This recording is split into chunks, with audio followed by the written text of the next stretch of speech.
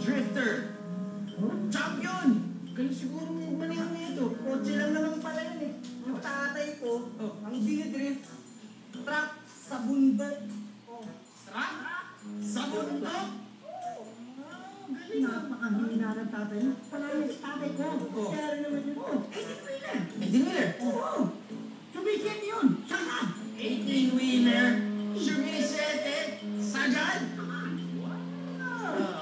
Ay, kwento ka lang, yung mga tatay nyo, parang ngayon lang umako ng manibela eh. Yung tatay ko, mahaba yung dala mahaba, maraming sakay ng pasahero. Kahit hindi hawakan yung manibela, lumiliko. Nagsasalita pa nga palang tama na ako nun. Teka, ano sinasabi ng tatay mo? Sabi niya, paparating na sa Cubao Station. Mag-ingat po sa mga magnanakaw. Tay! Papa! Bumalik tatay mo. Nang bumalik ka? Galing ng tatay na ito.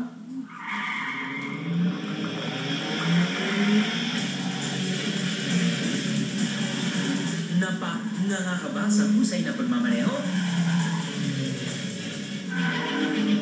Nakaw! Teka lang, sigurado mas mapapahanga ka kapag sinabi ko sa inyong 21-year-old lang ang humahagurot sa kotseng ito. Siya ang tinuturi na Wonder Boy ng Philippine drifting scene, Gio Rodriguez III. Totoo talaga ang kasabihan, the fruit doesn't fall far from the tree. Hindi man daw drifter ang dad ni Gio, siya naman ang naging inspirasyon ng anak para pumasok sa extreme sport na ito. Ever since little kid ako, wala na siyang ginawa kundi pakitaan ako ng kotse. Nung nagka-budget ng konti, tinuruan niya binigyan niya ako ng kotse pang laro. Simula kami sa slalom, tapos from then on, naging drifting na, tapos lumayan. Ito ang tinatawag na drifting, isang driving technique at motorsport kung saan sinasadyang sobrahan ang pagliliko sa kotse para tumaustos. Bale, ang drifting, guguluhin mo yung balance ng kotse para sumuside point. Ang challenging part naman dun, yung pag-sustain yung paddling point para mahaba yung naka-drift. Power over, tapakan mo na yung gas. Habang nilili ko, tapakan mo, papali na siya. Masasabi raw na nag-drift na ang kotse kapag ang front wheels nito ay nakaturo sa kabilang direksyon ng ikot nito. Paano ito nangyayari? Kapag tumakbo raw ang sasakyan, magkakaroon ito ng tinatawag na momentum. Isang bagay ay may patuloy sa tumatakbo hanggang hindi mo binabago yung direction nito. Sa oras daw na ma-disturb ang momentum ng takbo ng kotse, say, iliko at pagpreno, mababago na ang pagkilos ng kotse. Mas mabilis ang takbo, mas dramatic change of direction ang mangyayari. Dito, kumikiskis ang gulong ng kotse sa daan. And as science always say, kapag nagkiskisan ng dalawang bagay, it produces heat energy sa pagitan nito. And that's what you call friction.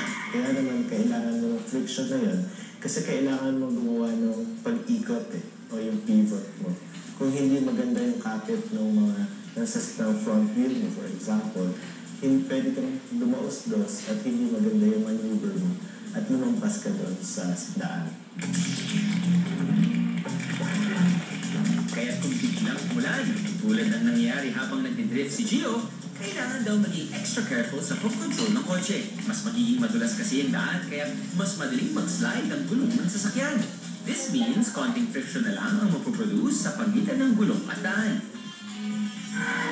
Tingnan nyo, bago mag-drift, nasa 32 degrees Celsius ang temperature ng gulong.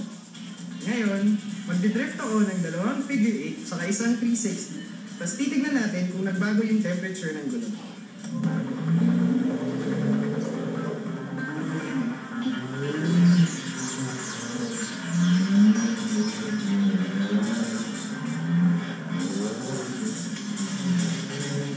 Pero after mag-drift ng ilang minuto, umabot lang ito sa 38.8 degrees Celsius.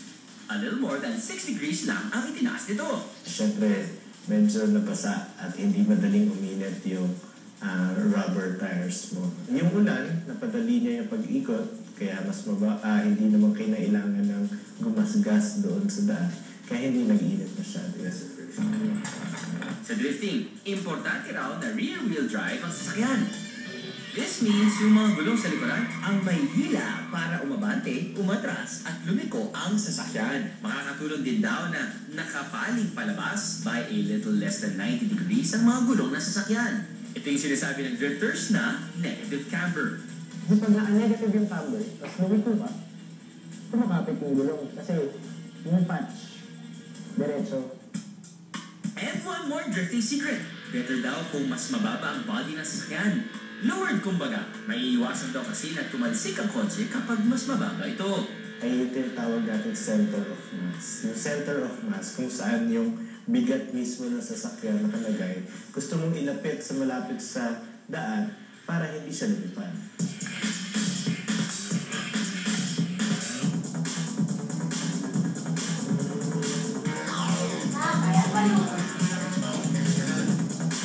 Tulad natin, na-amaze din ang magamang Mario at Mickey sa drifting routines ni Gio.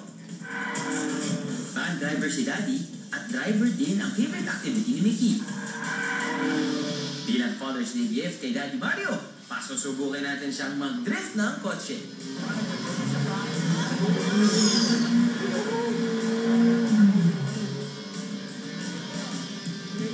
Okay naman. Okay naman. Malakas loob, magpayak ng gulong.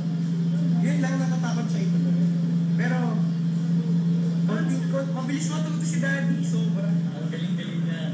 Kasi nagawa niya yung pinapagawa sa kanya. Isa na siyang cool dad.